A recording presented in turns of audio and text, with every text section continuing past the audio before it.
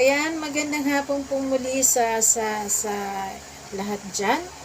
Mayroon po akong isi-share lang po na salita ng Diyos. Huwag po tayong mahiya mag-share po ng salita ng Diyos. Kasi po, nandito tayo sa mundong to dahil obligasyon natin maghayag po ng salita. Kumbaga, share natin ng the Word of God. Kasi kapag tayo po ang tinanggihan ng Panginoon, lugi po tayo, di po ba? Kaya itong kanya salita, pamahagi din po natin. Dahil wala namang bayad magbahagi ng salita ng Diyos, di po ba? Basahin lang po natin doon sa sa Mateo chapter 5 verse 3. Pinagpala ang mga taong walang inaasahan kundi ang Diyos, sapagkat kabilang sila sa kaharian ng langit. Excuse me. Ayan po. Pinagpapala po pala tayo kapag ang Diyos lang ang ating inaasahan. Hindi po tayo umaasa sa sarili nating kakayanan, di po ba? Yun, kasi marami po talagang umaasa sa sarili lang kakayahan. Hindi nila alam na ang kakayahan na yun ay binigay sa kanila ng Panginoon. Binigay sa atin ng Panginoon yung kakayahan na yun. Wala po tayong kakayanan. Binigyan lang po tayo ng kakayanan ng ating Panginoon. Kaya kapag nagkaroon po tayo ng mga struggle sa buhay, wala tayong ibang lalapitan kundi ang Panginoon. Si Lord po ang may gawa sa atin, hindi po yung ating mga sarili. Sabi nga doon,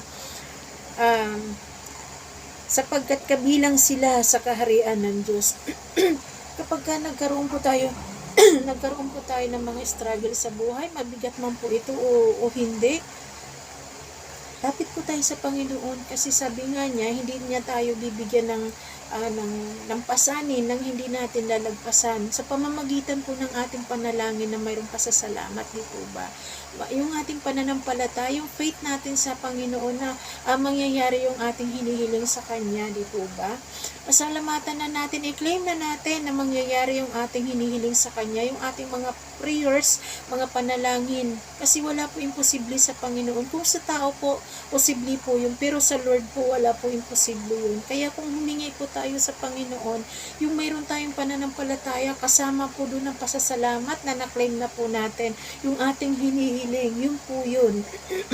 Baka naman pagka nanalangin po tayo sa Panginoon, wewendang-wendang yung ating panalangin. Hindi po, kapag nanalangin po tayo sa ating Panginoon, yung talagang, yung may pananampalataya tayo na ibibigay sa atin ng ating Panginoon.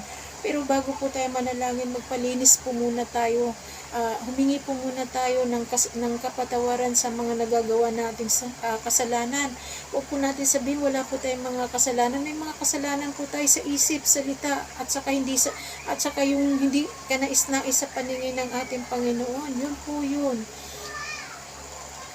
Humingi po muna tayo, i-confess natin sa Panginoon yung mga nagawa natin, mga pagkukulang sa Kanya. Kasi everyday nagkakasala, minutes po nagkakasala po tayo. Kaya kailangan malinis tayo na humarap sa Kanya. Kapag mayroon tayong hinihingi sa Kanya na favor, kailangan mayroon tayong pananampalataya with thanksgiving. Yun po, maraming salamat. God bless you.